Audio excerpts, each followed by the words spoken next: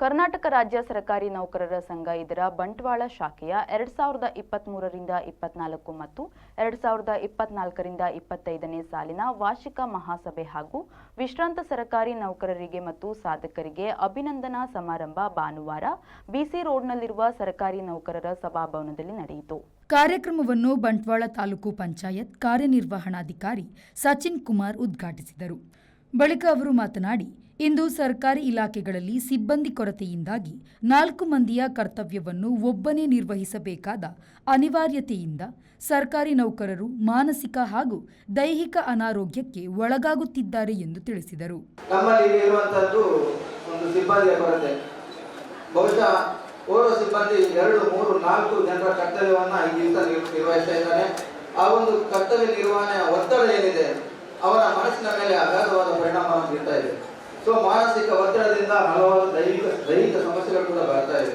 So ಇದನ್ನೆಲ್ಲ ನಿವಾರಿಸಬೇಕಂತಂದ್ರೆ ಒಬ್ಬ ವ್ಯಕ್ತಿಗೆ ಎಷ್ಟು ಸಾಮರ್ಥ್ಯ ಇದೆಯೋ ಆ ಸಾಮರ್ಥ್ಯಕ್ಕೆ ಅನುಗುಣವಾಗಿ ಮಾತ್ರ ಅವನ ಕರ್ತವ್ಯ ನಿರ್ವಹಿಸಬೇಕಾಗ್ತದೆ. ಅದಕ್ಕಿಂತ ಹೆಚ್ಚಿನ ಒಂದು ಹೊರೆಯನ್ನು ಹೊರಿಸಿದಾಗ ಅವನ ಆರೋಗ್ಯದ ಮೇಲೆ ಕೂಡ ದುಷ್ಪರಿಣಾಮ ಬೀಳ್ತಾ ಇದೆ.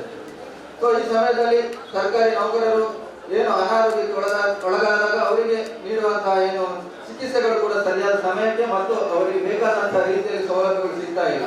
ಈಗ ಏನು KSS ಅಂತ ಹೇಳುವಂತ ಒಂದು ಹೊಸ ವೈದ್ಯಕೀಯ ಸೌಲಭ್ಯವನ್ನು ಮಾಡಿದ್ದಾರೆ. ಅದರಲ್ಲಿ ಕೂಡ ನಮ್ಮ ಸರ್ಕಾರಿ ನೌಕರರಿಗೆ ಅವರಿಗೆ ಬೇಕಾಗಿರುವಂತಹ ಯಾವುದೇ ಒಂದು ಅನುಕೂಲಗಳು ಅಂದ್ರೆ 50% ಕೂಡ ಅನುಕೂಲಗಳು ಆಗ್ತಾ ಇಲ್ಲ ಅಂತ ಹೇಳುವ ವಿಚಾರ ನನ್ನ ಗಮನಕ್ಕೆ ಬಂದಿದೆ.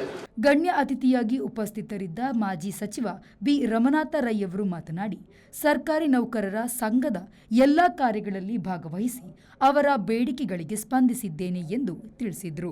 ಸಾಮಾಜಿಕ ಬದುಕಿನಲ್ಲಿ ಇದ್ದುಕೊಂಡು ನಿಮ್ಮ ಕಾರ್ಯಕ್ರಮದಲ್ಲಿ ನಾನು ತಪ್ಪಿಸಿದ ನೆನಪು ನನಗೆ ಇಲ್ಲ ಅನ್ನುವಂಥ ಮಾತನ್ನು ಈ ಸಂದರ್ಭದಲ್ಲಿ ನಾನು ತಿಳಿಸಲಿಕ್ಕೆ ಇಷ್ಟಪಡ್ತೇನೆ. ನಾನು ಶಾಸಕರಾಗಿದ್ದಾಗ ಕಾಲದಲ್ಲಿ ನಿಮ್ಮ ಕಾರ್ಯಕ್ರಮ ಬಂದಿದೆ, ಮಂತ್ರಿಯಾಗಿಯೂ ಬಂದೆ, ಮಾಜಿ ಶಾಸಕನಾಗಿ ಬಂದಿದ್ದೇನೆ ಅನ್ನುವಂಥ ಮಾತನ್ನು ಇದೊಂದು ವಾರ್ಷಿಕ ಮಹಾಸಭೆ. ನಿಮ್ಮ ಮುಂದಿನ ದಿನಗಳಲ್ಲಿ ಏನೇನು ಕಾರ್ಯಕ್ರಮ ಹಮ್ಮಿಕೊಳ್ಬೇಕು ಮತ್ತು ನಿಮ್ಮ ಸಮಸ್ಯೆಗಳು ಏನು ಅನ್ನೋದನ್ನು ಚರ್ಚೆ ಮಾಡ್ತಕ್ಕಂಥ ಒಂದು ದೃಷ್ಟಿಯಲ್ಲಿ ಇದೊಂದು ಮಹತ್ವದ ಒಂದು ಕಾರ್ಯಕ್ರಮ. ನೀವು ಸ್ವಂತ ನಿಮ್ಮ ಕಟ್ಟಡದಲ್ಲಿ ಈ ಒಂದು ಕಾರ್ಯಕ್ರಮವನ್ನು ನಡೆಸಿದ್ವಿ. ಮುಖ್ಯ ಅತಿಥಿ ಪ್ರಭಾರ ಕ್ಷೇತ್ರ ಶಿಕ್ಷಣಾಧಿಕಾರಿ ಮಾಲತಿ ಮಾತನಾಡಿ, ಸಂಘಟನಾ ಶಕ್ತಿ ಇಲ್ಲದೆ ಜಯಗಳಿಸಲು ಸಾಧ್ಯವಿಲ್ಲ ಎಂದು ತಿಳಿಸಿದರು. ಸಂಘೀಯ ಶಕ್ತಿ ಕಲವರಿಕೆ ಅನ್ನೋದನ್ನ ನಾವೆಲ್ಲರೂ ತಿಳ್ಕೊಂಡಿದ್ದೇವೆ.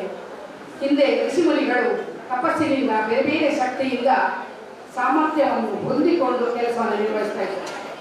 ಇವತ್ತು ನಮ್ಮಲ್ಲಿ ಎಷ್ಟೇ ಜ್ಞಾನ ಇದ್ದರೂ ಬೇರೆ ಯಾವ ರೀತಿಯ ಶಕ್ತಿ ಇದ್ದರೂ ಕೂಡ ಸಂಘಟನಾ ಶಕ್ತಿ ಇಲ್ಲದಿದ್ದಲ್ಲಿ ನಾವು ಜಯಗಳಿಸುವುದು ತುಂಬಾ ಕಷ್ಟಕರ.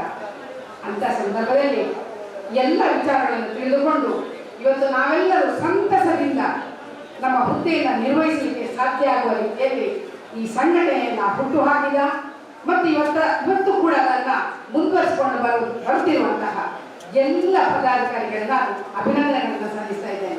ಸಂಘದ ಅಧ್ಯಕ್ಷ ಶಿವಪ್ರಸಾದ್ ಶೆಟ್ಟಿ ಅಧ್ಯಕ್ಷತೆಯನ್ನು ವಹಿಸಿದ್ದರು. ಅವರು ಬಳಿಕ ಮಾತನಾಡಿ, ರಾಜ್ಯಕ್ಕೆ ಮಾದರಿಯಾಗುವಂತಹ ಸಂಘಟನೆಗೆ ಉಮನಾಥ ರೈ ಅವರು ಮೇಲ್ಪಂಕ್ತಿಯನ್ನು ಹಾಕಿದ್ದು ಅದೇ ದಾರಿಯಲ್ಲಿ ಸಂಘಟನೆಯನ್ನು ಮುನ್ನಡೆಸುವುದಾಗಿ ತಿಳಿಸಿದರು.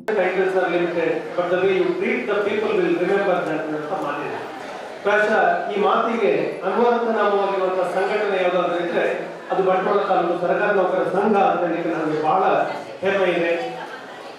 ಸುಮಾರು 12 ವರ್ಷಗಳ ಕಾಲ ಇದನ್ನು ಮುನ್ನಡೆಸಿ ನಾಯಕತ್ವವನ್ನು ವಹಿಸಿ ಒಂದು ಮೇಲ್ಪಂಕ್ತಿಯನ್ನು ಹಾಕಿದವರು ಉಮನಾಥ ರೈ ಅವರು. ಹೀಗಿರಬೇಕು ಅಂತನ್ನುವಂಥದ್ದು ಅದು ರಾಜ್ಯ ಮಟ್ಟಕ್ಕೆ ಮಾದರಿಯಾದಂತಹ ಒಂದು ದಾರಿ.